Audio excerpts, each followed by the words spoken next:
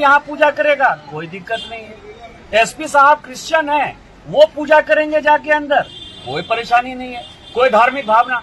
लेकिन हिंदू यदि कांवर यात्रा लेकर आएगा, मनोज तिवारी 110 किलोमीटर कांवर यात्रा लेकर आएगा, वो धार्मिक भावना भड़का देगा। मुसलमान से परेशानी नहीं, क्रिश्चियन से परेशानी नहीं, ये हिंदू सनातन का जो है बाबा मंदिर है। ये किस तरह की व्यवस्था है, किस तरह का FIR है भैया? इसीलिए मैं आया, और जब भी मुझे क्या काम है, क्या आदेश सर के लिए क्या आदेश में FIR हुआ है?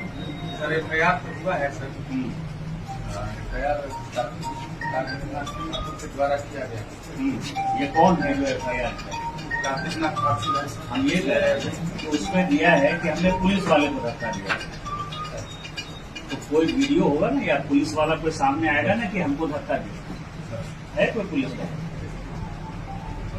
वहाँ जो ड्यूटी में था सर, CCTV का है? CCTV को होगा ना कि मैंने किसी को छुआ। CCTV तो अब निकाले सभी को अनुसंधान किया। नहीं तो उसने क्यों नहीं FIR किया? जिस पुलिस वाले को हमने धक्का दिया होगा, तो पुलिस वाला FIR करेगा, मजिस्ट्रेट जो वहां होगा वो FIR करेगा। तो ना मजिस्ट्रेट ने FIR किया, ना पुलिस वाले ने FIR किया। ये कौन है कार्तिक नाथ ठाकुर? ये कैसे गर्भगृह में बैठा हुआ? ये सब इसका कहना है कि हम संरक्षित सभा के नहीं है, पूर्व महामंत्री है ना, अभी महामंत्री नहीं है ना, उसका कोई अधिकार नहीं है। और आपकी जानकारी के लिए उसके पास कोई जजमान नहीं है, इसीलिए वो पंडा भी नहीं ना। वो पंडा है, पंडा जात में पैदा होने से कोई पंडा नहीं हो गया है ना। मेरे भी भांजे की शादी पंडा नहीं हो गई, तो मेरा भांजा पंडा हो जाएगा? आपने एक अवैध आदमी के कहने पर कैसे FIR करी है? उसमें भी मंदिर का ट्रस्टी, हम उस मंदिर के ट्रस्टी। तो सर अभी पता चला कि सर के मंदिर के ट्रस्टी है। नहीं, आप ये बताइए ना कि ये कैसे हुआ? अरे कोई हल्ला मत करो,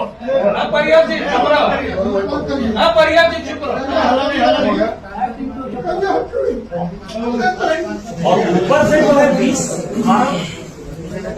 वो भी ब्राह्मण, हम भी ब्राह्मण, वो भी हिंदू, हम भी ब्राह्मण हिंदू, तो धार्मिक भावना हम कैसे भगा दिए? अर्घा खुल गया। उनका यही कहना है सर कि जब काचा टाइप पड़ गया, उस परिस्थिति में पुरोहित के और पुजारी के अलावा कोई नहीं है। तीर्थ पुरोहित हम नहीं है। आपकी जानकारी के लिए हम भी तीर्थ पुरोहित है। आपकी जानकारी के लिए तीर्थ पुरोहित वो होता है जो गवाली पूजा में जो है चंदा देता है। पिछले 7 साल से हम चंदा दे रहे हैं, और हम इसी देवघर में पैदा हुए, हम भी तीर्थ पुरोहित हैं। आप किसी के कहने से ऐसे FIR कर ले। मैं ये कह रहा हूं कि जिस पुलिस को मैंने धक्का दिया वो FIR करता है, एक दिन था, हमने मारा होगा, फिर आपका देख अनुसंधान में ही तय होगा, ठीक है। यदि कोई मजिस्ट्रेट वहां है, मजिस्ट्रेट यदि FIR करता तो भी जेन्युइन था, कि जांच होती उसकी। लेकिन एक अवैध आदमी जो ना पंडा है, वो तीर्थ पुरोहित है, हम भी तीर्थ पुरोहित है, और यहाँ पंडा कानपुर ग्रामीण भी है। हम जिस जाति से आते हैं वो भी यहाँ पंडा है। सर तो जान ही नहीं, हम ये करें कि हम भी पंडा है। पंडा यहाँ वो होता है तीर्थ पुरोहित जो कि गवाली पूजा में चंदा देता है। 7 साल से हम गवाली पूजा में चंदा दे रहे हैं। हम पंडा धर्म रक्षणी के अभी सदस्य होंगे। आप ऐसे ही किसी को कर लीजिएगा FIR।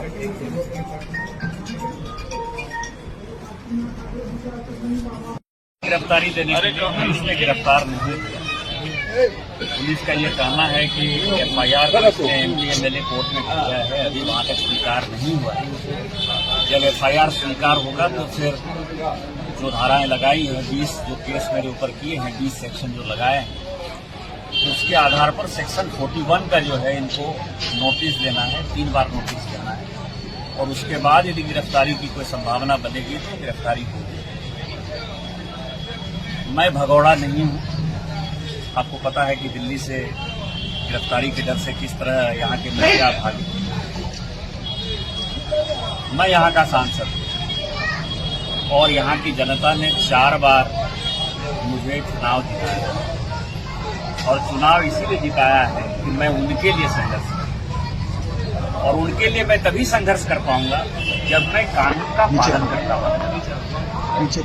ये 51वां केस है मेरे ऊपर, मेरी पत्नी के ऊपर। इस केस में भी आपको पता है कि मेरा बड़ा बेटा जो है वो भी संलिप्त है, उसके ऊपर भी FIR है। मेरे भाई के ऊपर, पिताजी माताजी के ऊपर। तो इस केस से मैं दुखी हो गया और मुझे अब लगता है कि जितना केस प्रशासन जितने केस करेगा उतनी बार मैं गिरफ्तारी देने के लिए आऊंगा और कानून में यदि कोई प्रावधान है तो पुलिस मुझे गिरफ्तार करे। यदि मैंने कोई गलती की है तो पुलिस मुझे गिरफ्तार करे। लेकिन इस बीच में मैं आपको एक और जानकारी दे दूं कि सांसद हूं तो कानून ने कुछ सुरक्षा दी हुई है। संविधान की धारा 105 के अंतर्गत मेरे पास प्रिविलेज का जो अधिकार है, मेरे पास बोलने का जो अधिकार है, उसमें मैंने यहाँ के चीफ सेक्रेटरी के ऊपर, यहाँ के DGP के ऊपर, यहाँ के DC के ऊपर और यहाँ के SP कम DIG के ऊपर FIR हमने प्रिविलेज किया है।